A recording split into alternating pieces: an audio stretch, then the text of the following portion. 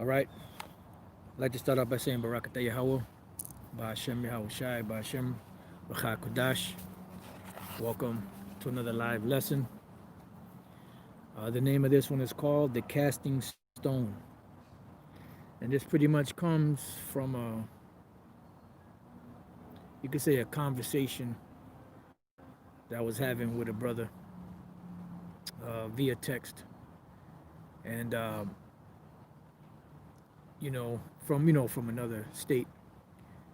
And pretty much, it's pretty much, how can you say it? Dealing with being here in America and speaking out against the wickedness that's going on in this so-called country and in this so-called world, but we mostly focus here in so-called America, Babylon the Great, because this is where we're at. This is where the Lord ordained us to be, and this is where we teach and prophesy against this harlot named America. And pretty much that speaking out against, because the majority of people are going to go with the flow, and the scriptures speak about not following a multitude to do evil, because in most cases, whenever a multitude, as they call it, the herd mentality, go in one direction, that's usually the wrong direction, because the way of truth is very hard to reach to. It's like that straight gate and that narrow path. So scriptures say that very few will be that go in there at. But the way to destruction is very wide and broad, and many there be that go in that direction. So normally when the herd or the majority of people or a multitude of people start heading in one direction, or giving heed to a certain direction or a certain doctrine, so to speak, it's usually the wrong doctrine, and whenever you speak out against it, you make yourself, a victim, of the system.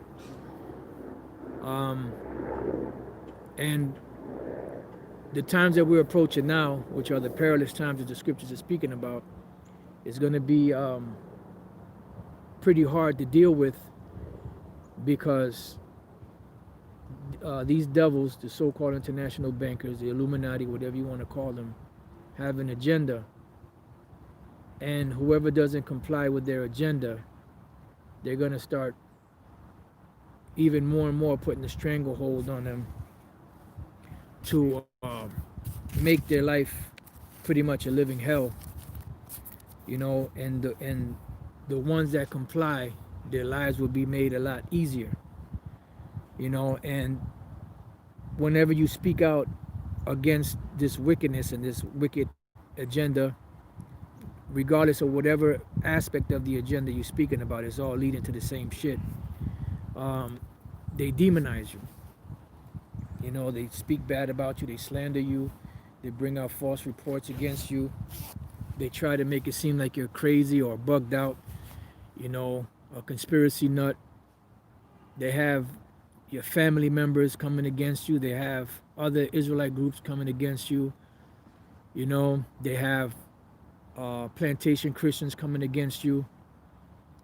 They have the as they call it, controlled opposition, which are the ones that oppose, but they're really set up, by the same ones that you're speaking against. So I want to read this one scripture and then take it from there. Amos 5:10. It says, "They hate him that rebuketh in the gate."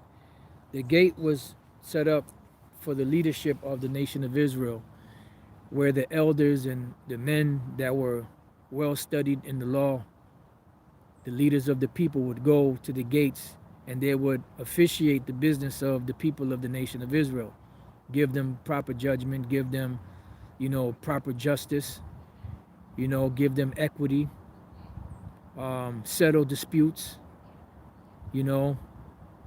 in some cases, some people would have to be put to death depending on their crimes. So things would be on an even plane, so to speak. So that no one would feel slighted. Everyone would feel like they were justly recompensed for whatever crime was committed against them. But now in this society, when you say the right thing, you speak the right thing, you speak about righteousness, they demonize you because the way of this world is wicked. Let's get real quick the book of First John, the 5th chapter. And it's beautiful how the scriptures put it.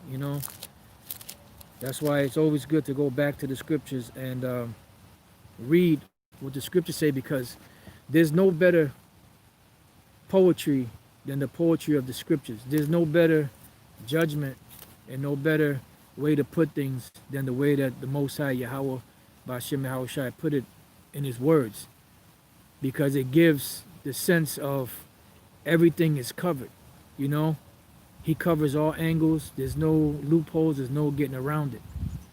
That's why it says that thou mayest be justified in thy sayings and mightest overcome when thou art judged, to let the Most High be true, and every man a liar. So this is 1 John chapter 5 verse 19. It says, and we know that we are of the Most High, and the whole world lieth in wickedness. So if the whole world is lying in wickedness, that means that the majority of the world will not come to the light to be delivered. And when we speak about the world, we're talking about the nation of Israel. This world as a whole is lying in wickedness, but the nation of Israel, a vast portion of them are in that wickedness still to this day. We're all wicked, but the Lord has given us the insight and the grace and the cloak and the liberty to receive some type of mercy from the Father Yahweh Ba'ashem Yahweh Shai. But most people are not seeking for redemption. They're not seeking to have their sins and their slate wiped clean. They're seeking to make it in this society. All right, so we know that the whole world lieth in wickedness. So building on that, Amos 5 and 10, they hate him that rebuketh in the gate. Why? Because a man that's rebuking at the gate is going to be rebuking with what? With these words. That's why it says, cry aloud, spare not, lift up thy voice like a trumpet, and show my people their transgressions. And when you do that, you make yourself a victim. And we're not only speaking out against the wickedness of you so-called Negroes, Latinos, and Native American Indians, you Israelites. We're also crying, because we are criers, we're crying against Esau and the nations for the wickedness that they're doing also. This is Jeremiah 1 and 4. Then the word of the Lord came unto me, saying, before I formed thee in the belly I knew thee, and before thou camest forth out of the womb I sanctified thee, and I ordained thee a prophet unto the nations. And that's what we're supposed to do. So in doing that, what do? We make ourselves a victim to this world. We make ourselves a victim to the nations. And this is why there's a lot of underhanded stuff going on behind the scenes and in the front lines, trying to stop this word, because this word is affecting Esau. And the thing is, we're hurling these spiritual stones at this devil, and they're hurting him. They're hurting him. I'm hurting real bad, Linda. Inside joke. But we're hurling these spiritual stones at this devil, and it's hurting him. Especially here in America, which is the capital of the New World Order. And they're not liking the feeling that they're getting by being exposed. So it says, they back in Amos 5 and 10, they hate him that rebuketh at the gate, and they abhor him that speaketh uprightly. So the word abhor means to avoid. So a part of the avoidance is what? Demonizing, slandering, because they know that the average mind out there, once you make someone look bad in the public eye through the media, that usually leaves a bad stain on that person's name, and anything else they have to say after that, people won't listen to, the majority of people. But you do have those that have their head screwed on right, that will listen, because the Lord is going to put that special ingredient in them to accept it and learn and listen. So now let's go from there to the book of Second Corinthians, the 10th chapter. So we're making ourselves victims to this society, to America, by the things that we're speaking, because we're speaking out against this so-called great government that, you know, that has done all of these crimes and all of this vicious uh, slander and vicious evil wickedness, you know, and we're exposing all of the dirt that they've done, you know, exposing their system, exposing, you know, the way that they got their system set up, the way they got the system, exposing their religious beliefs, their political beliefs, you know, the financial situations, and they're not liking that, because what they want is they want a smooth transition into the so-called New World Order, and they're seeing that they're getting a lot of opposition from it, or to it, especially from the Israelites, mainly Great Millstone, because some of the other camps, they're not. I mean, some of the camps do oppose, you know, but some of them, their beliefs are flawed, you know, and some of them at the top have sold out. But anyway, this is 2 Corinthians 10:3. It says, "For though we walk in the flesh, we do not war after the flesh." Yeah, because we understand, as the Lord said through the mouth of the Apostle Paul in the book of Romans 8, that a carnal mind is enmity with the Most High, and the carnal mind cannot please the Most High. So although we're walking in the flesh, we do not war after the flesh, because the Lord Yahweh Bashem Shai has caused us to arm ourselves with the Spirit, with the sword of the Lord, which is the word of the Lord. And these stones, these boulders that are being cast, these spiritual boulders and stones that are being cast at this whole America, are hurting them. You know, it's not a physical pain, it's a spiritual pain. And that spiritual pain is worse, because physical pain, eventually you can get over. But spiritual pain, you can't get over, because it leaves an everlasting impression in the mind. You know, it's something you can't get out of. You know, just think of the veterans and soldiers that have gone. Damn, all these leaves are falling now. Think of the veterans and the soldiers that have gone and fought these wars. The physical bruises and things that they suffered, you know, eventually they'll get over it.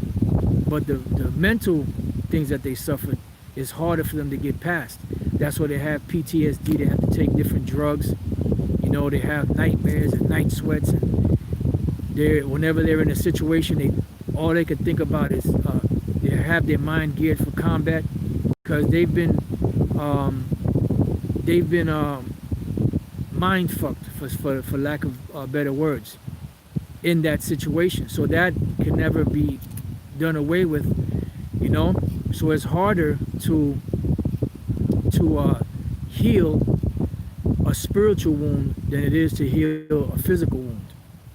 So it says, "For the weapons of our warfare are not carnal, but mighty through the Most High, to the pulling down of strongholds," because it's all about this word. That's why the Lord said that He will reveal the wicked by the words of His mouth, which are His prophets, bringing out all of the dirt of this society, making things right, turning the things that were upside down, turning them right side up by the words of Yahweh Bashem Shai. And most people don't like it, because most people view the men of the Lord, the prophets, as insignificant, as you never went to school, you know, you never went to college, you're not recognized by this society, you don't have the right credentials, you know, you're not accepted, you know, by those that claim to be the gatekeepers of so-called religion and the way that you're supposed to teach the Bible. So they look down upon the men of the Lord, just like they look down upon Yahweh Shai. They say, "How know this man led us, having never learned?"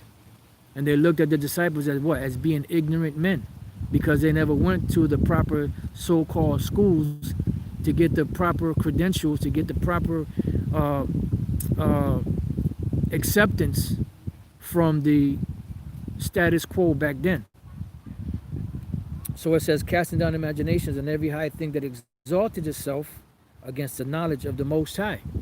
And all of these, beginning with plantation Christianity, Roman Catholic Church, and all these different religions, they are exalting themselves against the knowledge of Yahweh Bashem Yahushai, and bringing into captivity every thought to the obedience of Yahushai, because although they don't accept now, they know, because we've been telling them through the spirit and power of Yahweh Bashem Yahushai. And eventually the scriptures say that all knees are going to bow to Yahushai when he comes back. So whether they accept it now or not, they're hearing the word. It's within their hearing. And they're going to be held accountable for the things that they hear. It says, and bringing into captivity every thought to the obedience of Yahushai, and having a readiness to revenge all disobedience when your obedience is fulfilled. Yeah, because eventually they're going to have to pay for this blatant neglect.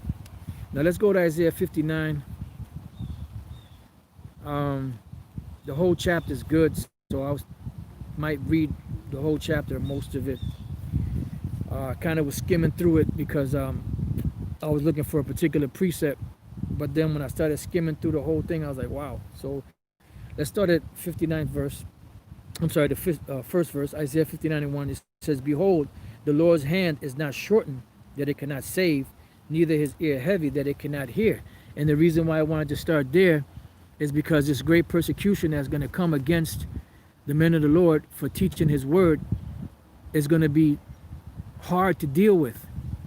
But the Lord Yahweh Bashem Yahushai will make a way to escape, because we're putting our trust in Yahweh Bashem Yahushai.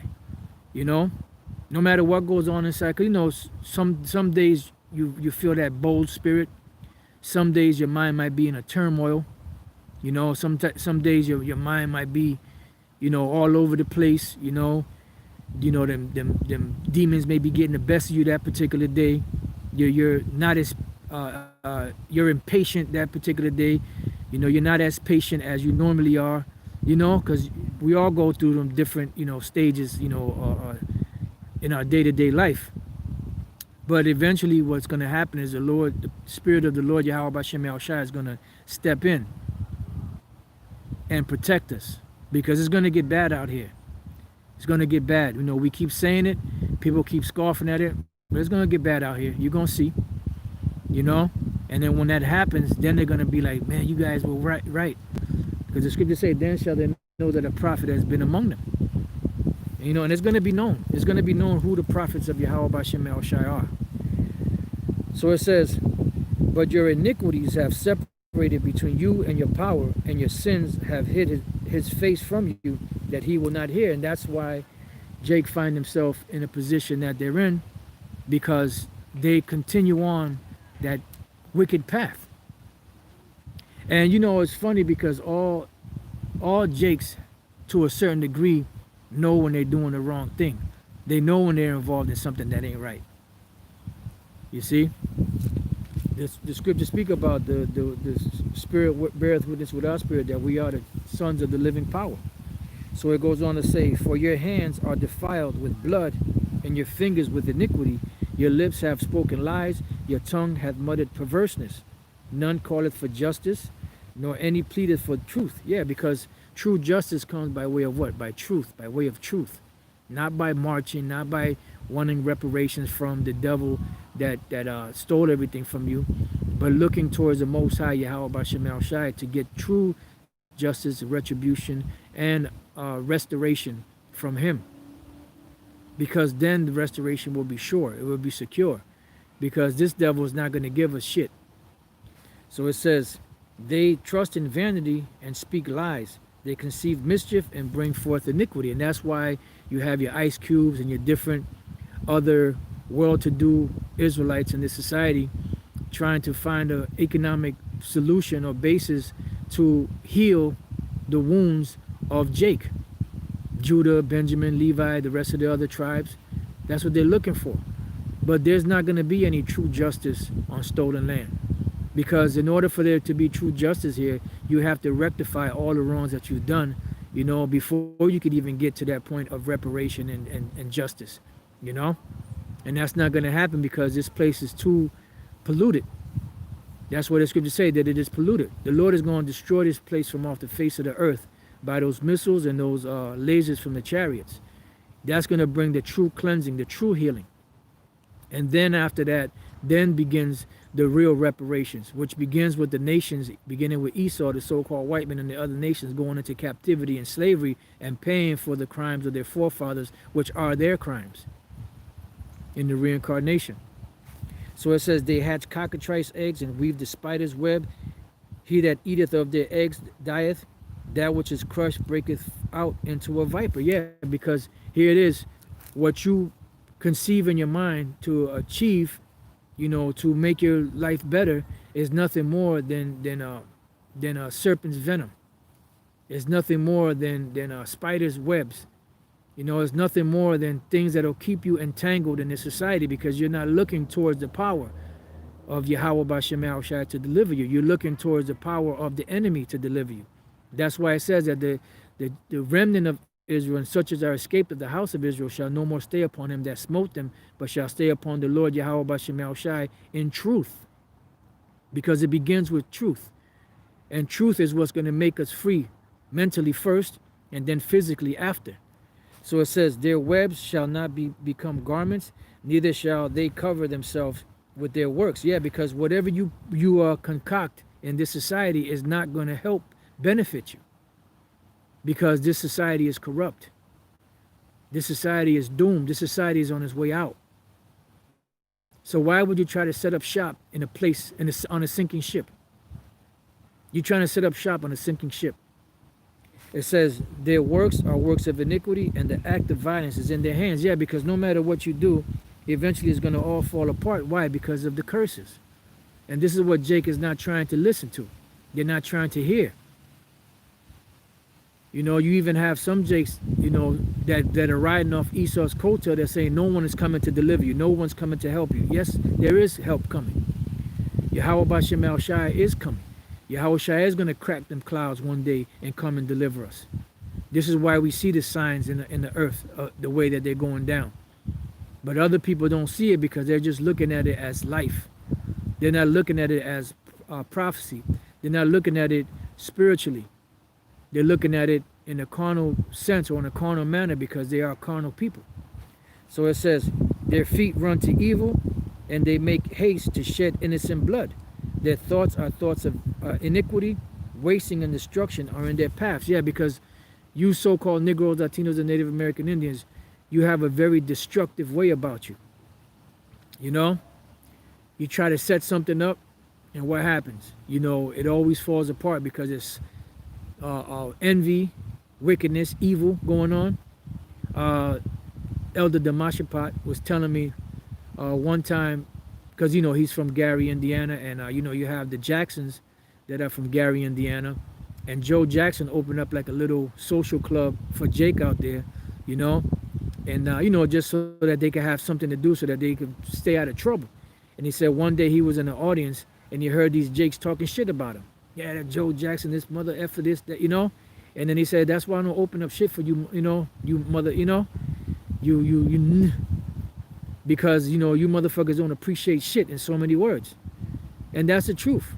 Backbiting, talking shit. So there's nothing going to work in this society, because Jake is under a fucked up vibration mentally. That's why Yahweh shall say, you shall know the truth, and the truth shall make you free, because it begins in the mind. The mind is the playground, or the cultivation of how to get things back into the proper perspective. You can't build anything with a corrupt mind, because it's going to be corrupted. You have to build from a position of innocence, so to speak. And that innocence is what? The truth. The truth is what's innocent. The truth is what's pure. And if it's not pure from the beginning stages or from the foundation, it's not going to be pure at the end, because it's always going to be stained. There's going to always be something there to follow it. That stain. That stain is, if it begins with a stain, it's going to end with a stain, because it's always going to follow in the next footstep, the next step. So it has to be purified first. That's why Yahushua told the disciples what? And now are you clean through the words which I have spoken. And you build upon that foundation, which is Yahushua. Yahweh Bashem Yahushua.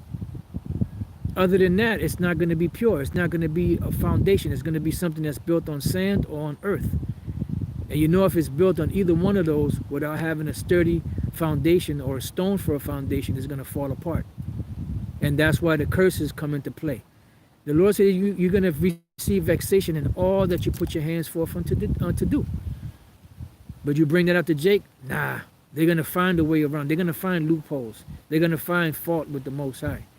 And that's why the Lord is going to destroy 2/3 of you so-called Negroes, Latinos, and Native American Indians here on the soils of America.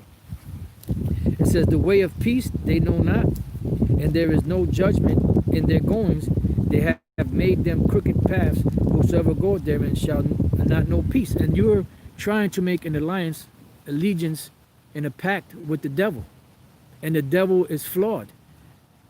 You know, and he has you as an ally to him whenever we bring out the truth, because you want to fight against it.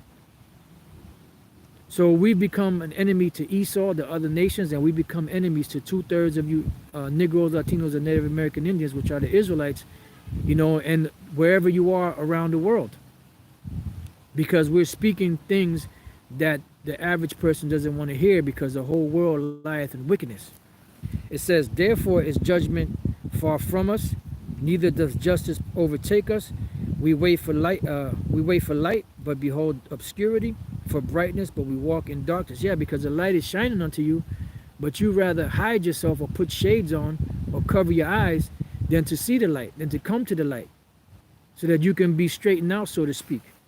It says, we grope for the wall like the blind, and we grope as if we had no eyes. We stumble at noonday as in the night. We are in desolate places as dead men. Yeah, because of the curses.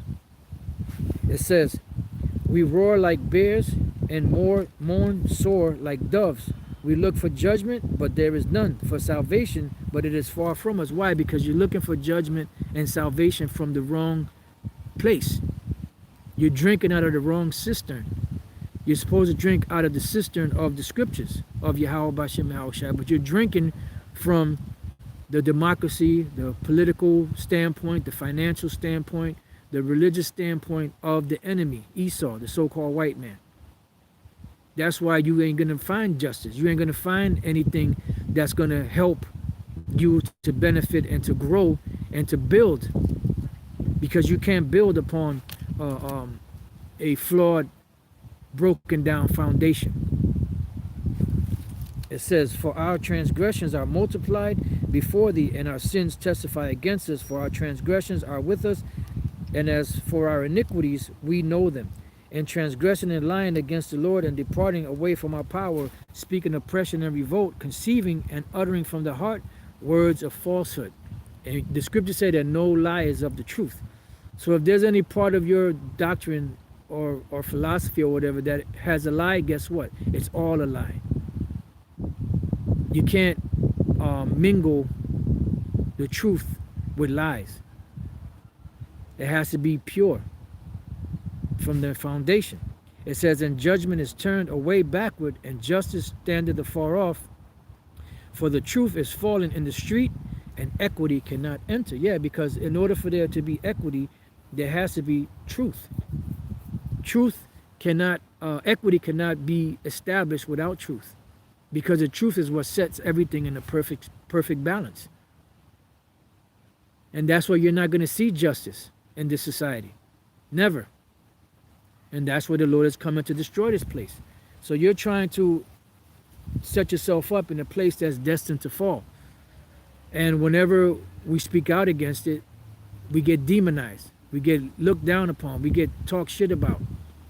False witnesses born upon us. But that's all right, because that's a part of the, as it says in the Apocrypha, that's the condition of the battle. So it says, this is the point here. Yea, truth faileth, and he that departeth from evil maketh himself a prey. So we become a victim or a prey because we're trying to flee, or we're fleeing far from the ways of this world, far from the demonic light of this world. So we make ourselves a prey. We make ourselves a target, a victim. You know, it's like we have a bullseye on our back, so to speak. And this is why this great persecution is going to come against the men of Yahweh Bashem Yahushai that fear the Lord. As we're going to read later on in this lesson, the Lord's will. It says, yea, truth faileth, and he that departeth from evil maketh himself a prey. And the Lord saw it, and it displeased him that there was no judgment. Yeah, so no matter how plain we make it in the truth, in the scriptures, you know, there's never any form of justice going to be established from it, because the man that's ruling, this devil that's ruling, is an immoral, unjust, you know, individual, because they were created like that from the womb. They were created to be the devil, so there's no way they're going to bring justice to this society.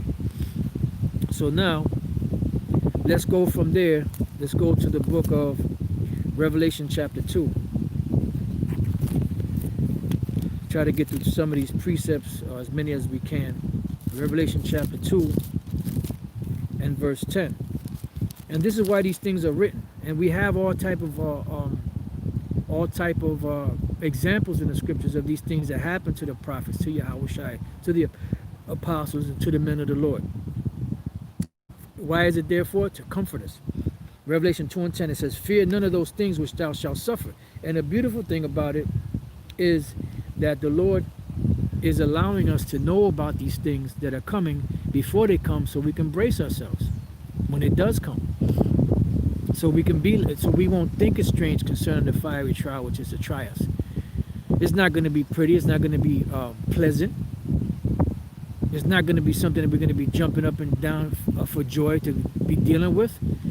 But remember, Elder Apostle Gabar always mentioned this about Yahushua. You think Yahushua wanted to leap up on that cross? You think he was happy as hell to go up on that cross? No.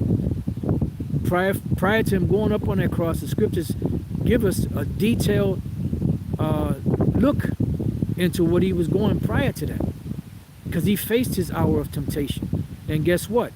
Even though he was going through what he was going through inside, mentally, he still put all that to the side and went ahead and did what he had to do. Now if that's not a great example, I don't know what is. You know? And here it is. He didn't do anything, you know, even though we understand, you know, that he was King Solomon, but when he came as himself, he didn't do anything to merit it. But he still had to suffer it for us. You know, we know the deeper thing about it, but just looking at it from that point of view. So it says, fear none of those things which thou shalt suffer. Behold, the devil, the spiritual demon Satan, has nothing to do with this. This is dealing with Esau, the so-called white men, the Edomites, which are the devil. So it says, it doesn't matter if they use Jake from whatever tribe, or Moabite, or Elamite, or whatever other individual that's on a police force to do this, or in the National Guard or whatever. It's still all under the orders of who? Esau, the so-called white man. It's under their watch. It's under their the legislative branch of the so-called American government, and whatever other governments out there are pushing this agenda. So it says, the devil shall cast some of you into prison. See, so there's going to be a prison sentence set up to the men of Yahweh by Shem Shai. Why? Now, before I read on, we're going to read this again, but let's go to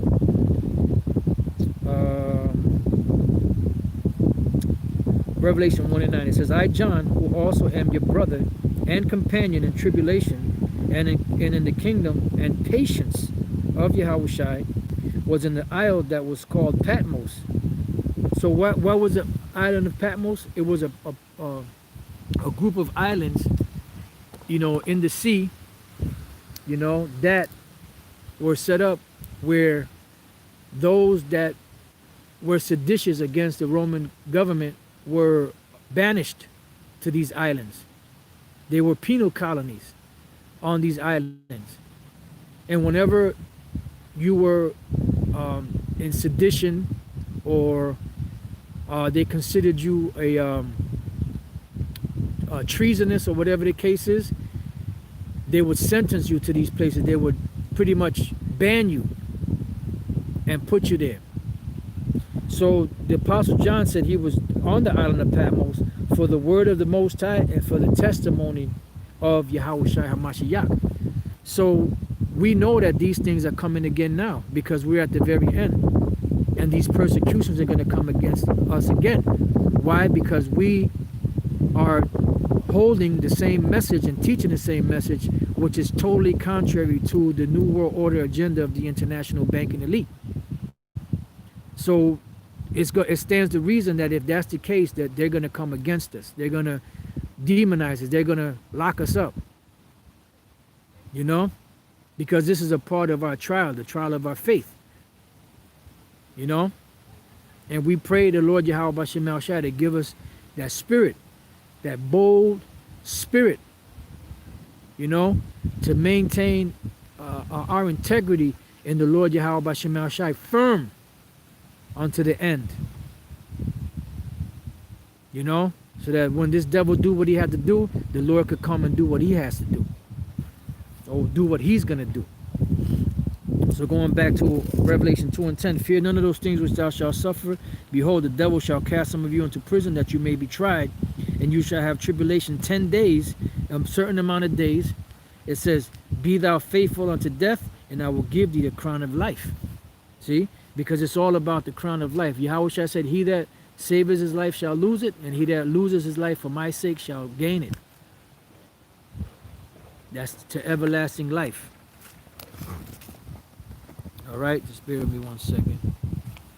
So it's so now it says, he that hath an ear, let him hear what the Spirit saith unto the churches. He that overcometh shall not be hurt of the second death. That's right, because the second death is a nuclear destruction. And those that suffer for the testimony of Yahweh Shai have kept themselves, so to speak. Scripture say, he that has suffered in the flesh has ceased from sin. So now let's go from there to the book of Revelation 12, same book, Revelation. Let's go to the 12th chapter. And let's go to the 9th verse. The point is a little further down. Revelation 12 and 9. It says, and the great dragon was cast out. Matter of fact, let me jump down to the 10th verse. And I heard a loud voice saying in heaven, now is come salvation and strength and the kingdom of our power. And this is what? After that final battle. You know, with Yahweh Shai, Michael, and the archangel, and the rest of the angels fighting against Esau, his armies, and the armies of the other nations that are going to be flying around in their jets, which are their angels, and they're going to be obliterated. And after that, then after that is praises to Yahweh Bashem El Shai, because that's when salvation comes. But the microchip still has to be implemented, which is the mark of the beast, and World War III, which in the midst of World War III, that's when Yahweh Shai is going to come. It says, and the power of his anointed, for the accuser of our brethren is cast down, which accused them before our power day and night. That's right. So these devils, in order for us to be established, they have to go down. Two kings cannot sit on a crown. Two kings cannot sit on the same throne. So it says, this is the point here, and they overcame him by the blood of the Lamb and by the word of their testimony. And this is why the men of the Lord will be persecuted, because of the word of their testimony, just like we read about the Apostle John. It says, and they love not their lives unto the death. Yeah, because eventually there's some brothers that will have to taste of death, you know, for the testimony that they're holding, whoever it may be. You know, if it has to be me, well, the Lord give me the spirit and the strength to die like a man. Be a man. You know, remember this and show yourselves men. And that energy and that power will come from Yahweh Bashem El Shai, you know, to give us that strength. Meshach, Shadrach, and Abednego, which is Azariah, Mishael, and Hananiah, you know, when Darius told him, look, you either bow down to this image or I'm going to put you to death, you know, or was that Nebuchadnezzar? And they told him, look, it said our power is going to deliver us from this. But even if he doesn't, we ain't bowing down to that. And what happened? That was Nebuchadnezzar. He got angry and mad and pissed off, and he threw him in the furnace. But they were resolved in themselves that they wasn't going to go for the okie doke. So now let's go from there to the book of Matthew chapter 10, because these things are written for a reason. When you read these scriptures are not to be read just so you can have a nice story to read to your grandkids or to your children at bedtime. You know, oh come on, kiddies, it's story time. No, these things are written to increase our faith. These things are written to give us assurance, to comfort us, to know that you had great men in the past that were in situations that trusted in the Lord and found themselves in messed up situations because they trusted in the Lord and did the Lord's will, and eventually they were delivered from those situations. It's no different now. Matthew chapter 10 verse 16, it says, "Behold, I send you forth as sheep in the midst of wolves. Be ye therefore wise as serpents and harmless as doves. But beware of men, for they will deliver you up to the councils, and they will scourge you in their synagogues." This happened back then, and it's going to happen now. You know, this time it's going to be verbal, but then eventually it's going to get physical also. Now this is the point here. "And you shall be brought before" what? "Before governors and kings for my sake, for a testimony against them and the Gentiles." So this happened back then 2,000 years ago, and it's going to happen again now. Because what's going to happen is, what's happening now is we're being brought before the gates of the nobles, you know? And this, you better believe that the so-called international bankers and these top legislators, you know, they're getting the reports. They've gotten the reports of what's going on, you know, with the Hebrew Israelite thing. And that's why they set up things like Project Megiddo, you know, and set up different task forces and infiltrators, you know, and agents to try to get into this thing to expose something which they're not going to get nothing from us. What you see us do out there in the public, that's what we do when we're alone, when we're at home. We teach the word, that's it. There's no other hidden agenda. We're teaching the word and we're waiting for Yahweh B'Shem to deliver us. And you're going to have some of those infiltrators and agents that are going to do shit that is going to give them the excuse to roll. But hey, let them do what they got to do. And those agents, woe unto you, man. You Israelites that are infiltrating this thing, woe unto you, because the Most High is going to fuck you up. You will get fucked up by Yahweh B'Shem Yahushua. You're going to see. You know? And you should be ashamed of yourself because you see that there ain't nothing going on. You see that just the truth is being taught. You fucking sellouts, man. For fucking pieces of breadcrumbs. Fucking lowlifes. You should learn from your man Donnie Brasco. 6 fucking years undercover. What this motherfucker get? Was it a gold watch and a $500 check? For all them years putting his life on the line, you know, almost losing his wife, you know, having a hardship, not being able to be with his family for 6 goddamn years. You got I think you got a gold watch, a medal, a fucking certificate, and a $500 check. Stupid motherfuckers, man. Isaiah 13:1. That shit makes you mad when you think about that shit, man. It says, "The burden of Babylon, which Isaiah the son of Amos did see." And this is Babylon talking about America, Babylon the Great. It says, "Lift you up a banner upon the high mountain." The high mountain is America. The banner is the Bible. The ones that are commanded to lift this banner up are the prophets. It says, "Lift you up a banner upon the high mountain, exalt the voice unto them," meaning tell them off. It says, "Shake the hand that they may go into the gates of the nobles." Why? Because there's something going on here. There's a stirring going on. There's a stirring up going on. So they're going to be forced to go into, you know, they're going to be forced to address this situation, address the this issue that's happening. You know, what manner of speech is it? What are they saying? These men sound seditious. What's going on with them? You know, they're saying that the government is doing this, or the government is doing that. The international bankers are doing this. They're against everything that's being brought out. You know, what's going on? Somebody has to deal with this situation, and that's where you get the persecution, you know, that's coming. It says that's it on that. So let's go back. Matthew chapter 10, verse 18, you shall be brought before governors and kings for my sake, for a testimony against them and the Gentiles. It says, but when they deliver you up, take no thought how or what you shall speak, for it shall be given you in that same hour what you shall speak. That's right. For it is not you that speak, but the Spirit of your Father that speaketh in you. Yeah, because at the end of the day, this is Yahweh Bashem Yahushai's program. And that's what's going to be brought out. And the message is going to be brought out. Look, you so-called white people, you're the Edomites, you're the evil, you're the wicked, you're the devil that the Bible speaks of. You're in power right now. You are the wicked that the Bible, you are identified in the Bible as the wicked. What you're doing is wicked. What you've done to the people of the Lord is wicked. You know, you put them in slavery, you put them in captivity, you stole their land. You know, you made them work for free. You've done all types of injustices.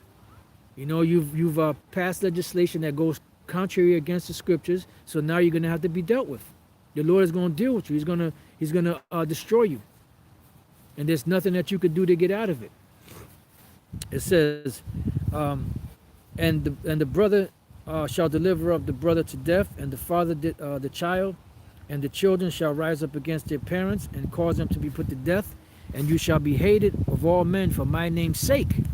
Right? It says, but he that endureth to the end shall be saved. Endure what? Endure the slanders, endure the being locked up for the truth's sake, the persecutions, whatever it is that these devils plan on doing. All right? So now let's go from there to the book of Acts chapter 12. And we're going to start at the first verse. Remember, we read about the Apostle John on the island of Patmos. Why was he there? For the testimony that he held, the testimony, the word of the Most High, and the testimony of Yahushua. Because that was going contrary to what the Roman Empire was all about. They were speaking against Rome. And at that time, Rome was an empire, empirical power. You know? And there was, no one, that can bring down the Roman Empire back then. And here it is, you have these men that are speaking against the Roman Empire, how the Lord is going to destroy that place, and the Messiah was going to come back and sit on his rightful place on the throne and take down all of these kingdoms. So they weren't trying to hear that. Same thing with America, which is a revival of the Roman Empire. They ain't trying to hear their demise, their destruction. So what we're saying is seditious.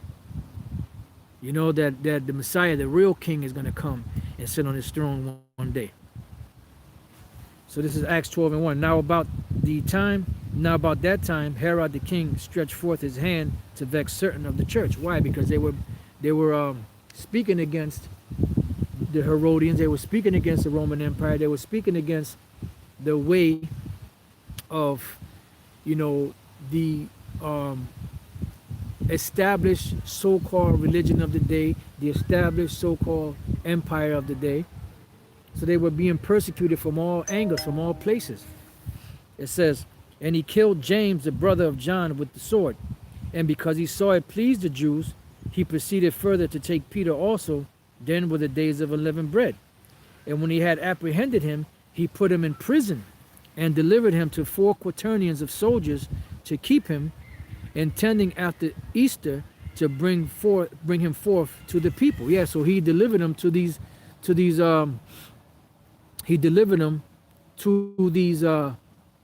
Roman soldiers to keep him until the Passover.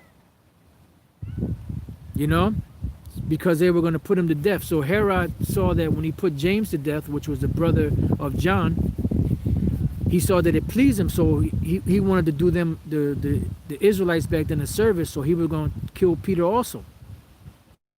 So he had him in prison. So Peter, here it is, Peter was in prison for the word of the Lord. James was in prison for the word of the Lord. James got put to death for the word of the Lord. Herod was about to put Peter to death for the word of the Lord. So it goes on to say, but Peter therefore was kept in prison, but prayer was made without ceasing of the church unto the Most High for him. So there were prayers going out for the Apostle Peter. Because when you notice the story, it wasn't the Apostle Peter's time to go, because he still had a great body of work to accomplish, to fulfill. But James, his course was finished. Just like when the Apostle Paul's course was finished, he was put to death because he did, he did his time. He suffered what he had to suffer. He taught what he had to taught. He built up who he had to build. And then it was time for him to go back in the spirit world to seal, their position, cement their position of salvation in these times right now. So it says, and when Herod would have brought him forth, the same night Peter was sleeping between two soldiers, bound with two chains, and the keepers before the door kept the prison. So he was surrounded by these guards, these Roman guards. For behold, the angel of the Lord came upon him, and a light shined in the prison, and he smote Peter on his side and raised him up, saying, Arise up quickly, and his chains fell off from his hands. So now remember, he's groggy. The angel was rough, so man, get your ass up, So he's like all groggy. The angel had a heavy slumber sleep on the guards, in the prison. All the stuff that was going on, they couldn't wake up. But Peter got up. He was like groggy. You know how you first get up, you're like, you're trying to gather yourself.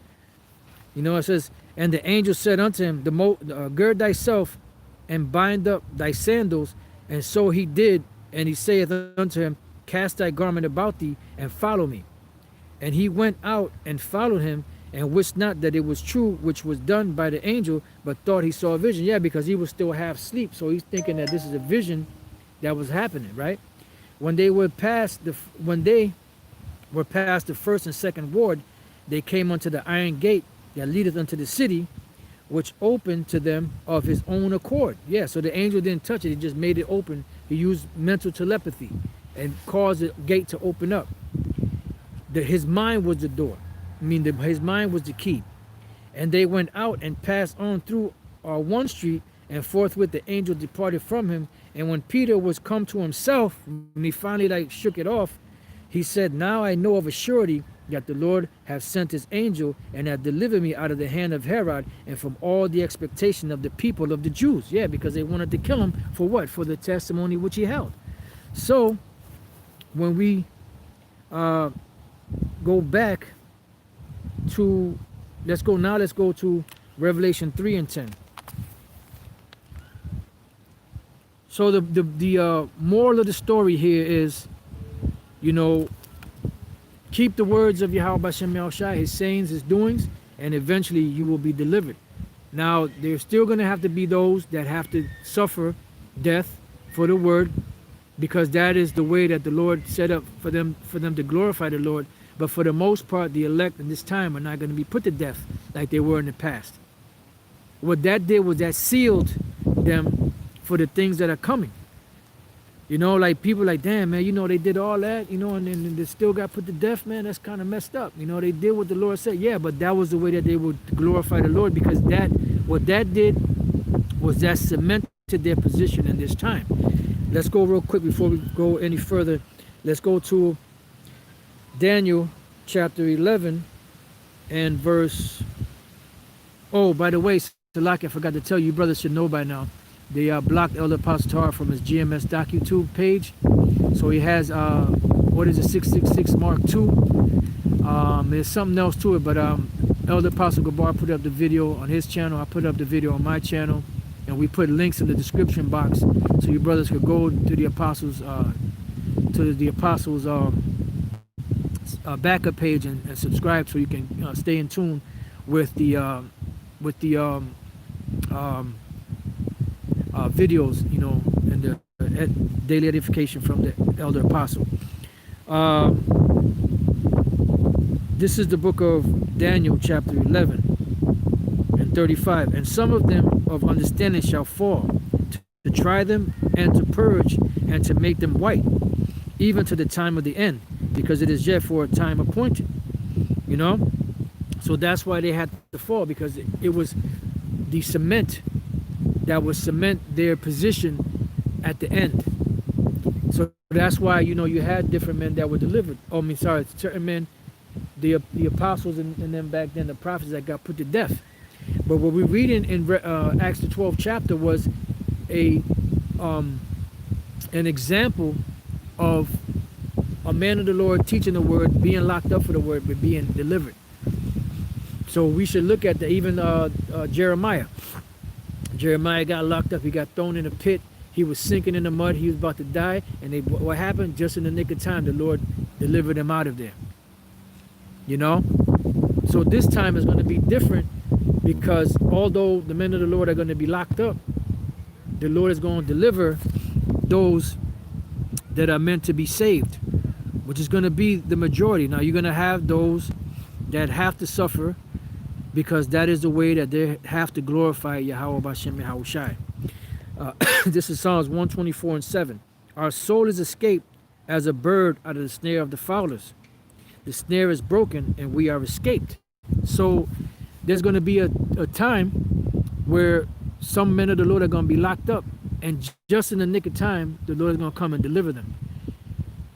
Going to be actually in that cage, so to speak, and the Lord is going to cause that cage to be broken, just like the angel came and broke Peter out of prison. So it says, our help is in the name of the Lord, Yahweh B'Shem Yahushai, who made heaven and earth. So those guys that make light of the name of the Lord, when that time comes, they're not going to be protected, because the name of the Lord is a strong tower. The righteous runneth into it and is safe. You best believe that. You best bank on that. That in the names of Yahweh B'Shem Yahushai, there is safety. And that's why it's so important to know those names. Not know Jesus, not know Christ, not know Jehovah. Yahweh B'Shem Yahushai. Revelation 3:10. It says, because thou hast kept the word of my patience. See, and that is the key. The word of the Lord's patience is the word of the Lord's suffering. Because in keeping this, there is a suffering that comes with it. That's why it says they hate him that rebuketh at the gate. They set up snares and we make ourselves a prey. You know, that takes patience. That takes suffering. So the Lord said, Yahushua said, because thou hast kept the word of my patience, I also will keep thee from the hour of temptation. So the Lord is going to cause the elect not to take the chip, to be firm and strong by faith internally, not to take this chip. But there will be a suffering for it. It says, which shall come upon all the world, to try them that dwell upon the earth. So I'll read that again. Because thou hast kept the word of my patience, I also will keep thee from the hour of temptation, which shall come upon all the world, the whole entire world, to try them that dwell upon the earth. Yeah. So what's going to happen to the men of the Lord? They're going to be delivered. Now let's go from there to the book of James. James chapter 1. Got a couple more precepts and then we'll close the lesson. Now James 1:12. It says, blessed is the man that endureth temptation, for when he is tried, he shall receive the crown of life, which the Lord Yahweh B'Shem Yahushai hath promised to them that love him. Yahushua said, if you love me, keep my commandments. A part of keeping the commandments, feeding the sheep, feeding the lambs, teaching his word, having his testimony against kings and rulers and against the Gentiles, until the Lord Yahushua comes back and takes his rightful place on his rightful throne.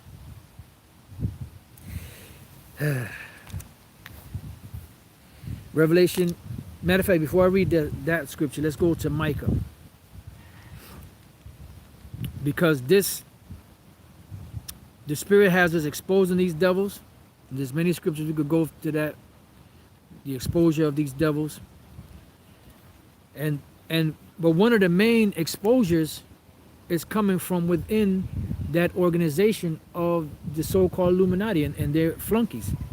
So this is Micah 6:14. It says, thou shalt eat, but not be satisfied, and thy casting down shall be in the midst of thee. Yeah. So the casting down is going to be in the midst of you. We're casting stones at you. We're hurling these spiritual stones at you, which is the words of Yahweh B'Shem Yahushai. But within your own organization, you're going to have those that's going to spill the beans. Whether it's some of your higher ups among you, or whether it's some of the lower, lesser luminaries that come out and expose you. It says, thou shalt eat, but not be satisfied, and thy casting down shall be in the midst of thee. Yeah, because you're not going to get to enjoy that meal called the New World Order. Let me read that again. Thou shalt eat, but not be satisfied, and thy casting down shall be in the midst of thee, and thou shalt take hold, but shalt not deliver, and that which thou deliverest will I give up to the sword. Yeah, because eventually you're going to be brought down and you're going to be destroyed, and your new world order is going to die. You're only going to get so far with it. It says, thou shalt sow, but thou shalt not reap. Thou shalt tread the olives, but thou shalt not anoint thee with oil and sweet wine, but shall not drink wine. Yeah, because when you're about to eat when you're about to fill your belly, the Lord shall cast upon you the fury of his wrath, which you international bankers are going to make it, and you're going to be the first ones that taste of slavery. Psalms 149th chapter, which I believe Elder Apostle Tara called it at the camp yesterday, but I don't remember if we read it or not. You know, because it's so fast paced. That's why you Jakes out there that are you Israelites out there that are watching, it's your job when you're watching, read along, but also have a pen and paper with you. You know, pen and pad, so you can write the scriptures down. So even if we don't get a chance to go to it, you can read it later. You know? So let's go from there to Revelation 18. Let's finish out here. Revelation 18 and 20. Because the Lord is going to avenge us, man. Even the unjust judge, which is Esau, even he said that. Shall not the Lord avenge his own elect, which cry unto him day and night? He said he will speedily avenge them. So it goes on to say, Revelation 18 and 20, it says, rejoice over her, thou heaven. Matter of fact, let me start at 15. It says, the merchants of these things which were made rich by her shall stand afar off for fear of her torment, weeping and wailing. Why? Because they're going to see America totally devastated, destroyed. And saying, alas, alas, that great city that was clothed in fine linen and purple and scarlet and decked with gold and precious stones and pearls, for in 1 hour so great riches has come to naught. That's why the Lord says he's going to make a speedy riddance of this place. He's going to sweep it with the besom of destruction. It's going to be quick, 1 hour. It says, and it's no coincidence that the Lord gave these devils the technology of the ICBM or the intercontinental ballistic missiles, which certain individuals said, don't worry about that. Don't concern yourself with that. Because none of you going to push the button on that ICBM, on that missile. So don't concern yourself with that. Put that to the side. But the Lord said different. Fucking clowns, man. It says, for in 1 hour so great riches has come to naught. So look at the huge landmass of America and how many resources and how much riches are in this land. The Lord said in 1 hour so great riches has come to naught. It's going to come to nothing. It's going to go from a something to a nothing. It says, and every shipmaster, because this is how the nations of the world are getting paid by these expert ship navigators, captains, sailors, men that take the equipment off and on, the ship, the ones that log in, the cargo and all that. They're making their nations and the people of the nations rich by selling their wares over here. Remember, they're making it for a low cost and selling it for a higher cost. So their investment or their capital that they invested into this merchandise to make it, they're making over 400% markup or more, depending on how much they pay to have it done. So it says, for when 1 hour so great riches has come to naught, and every shipmaster and all the company and ships and sailors and as many as trade by sea stood afar off and cried when they saw the smoke of her burning, saying, what city is like unto this great city? And there is no other place on the planet that can say that. Now America is on her waning years. It's about to be destroyed, Babylon the Great. So now you got places like China and other places that are coming up and are becoming like this merchant city because they have drunk of the wine of her fornication. But there was no place like this place ever. And when this place is destroyed, there's not going to ever be the place like this, and those other nations are going to lose because they're going to go into slavery. How about that? It says, and they cast dust on their heads. Why? And cried. Why? Because they're not going to be able to make that money anymore. It says, weeping and wailing, saying, alas, alas, that great city wherein were made rich all that had ships in the sea by reason of her costliness, for in 1 hour is she made desolate. So she's going to be made desolate in 1 hour. This place is going to be finished out of here. So it says, when all this happens, when this destruction happens, it says, rejoice over her, thou heaven, and ye holy apostles and prophets. So we're supposed to be happy. That's what the scriptures say, that they were affrighted, yet gave praises to the Lord in so many words. So it says, rejoice over her, thou heaven, and ye holy apostles and prophets, for the Most High hath avenged you on her, because the elect are going to be up in the ships. That's why I spoke about rejoice over her, thou heaven, because that is the new heaven, the 144,000, the elect, the elect of the nation of Israel. That is the new heaven that's going to be established upon earth. Yahweh Bashem Yahushai, the elect, so on and so forth. The 144,000 are going to be established on the earth. That's going to be the new heaven. That's what's going to govern the new heaven in righteousness, with the law, statutes, and commandments of Yahweh Bashem Yahushai. So rejoice over her, thou heaven, and ye holy apostles and prophets, for the Most High hath avenged you on her. So there's going to come an avengement on this place. So you, Ice Cubes, and the rest of you celebrities and all that are trying to establish a financial system in America to help so-called black people, you so-called Latinos and Native American Indians that are trying to establish the same thing to bring justice and equality, economic equality to your peoples, you're wasting your time, because this place is going to be destroyed. It says, and a mighty angel took up a stone like a great millstone and cast it into the sea, saying, thus with violence shall that great city Babylon be thrown down, and shall be found no more at all. And what's going to be here, when you go back up to the top of the chapter, there's going to be nothing but devils and dragons and pretty much unclean birds, you know, unclean animals that are going to inhabit this place. You know, nothing is ever going to grow here again. This place is going to be finished. There's never going to be anyone that puts a hammer to a stone or sets up shop, you know, in this place.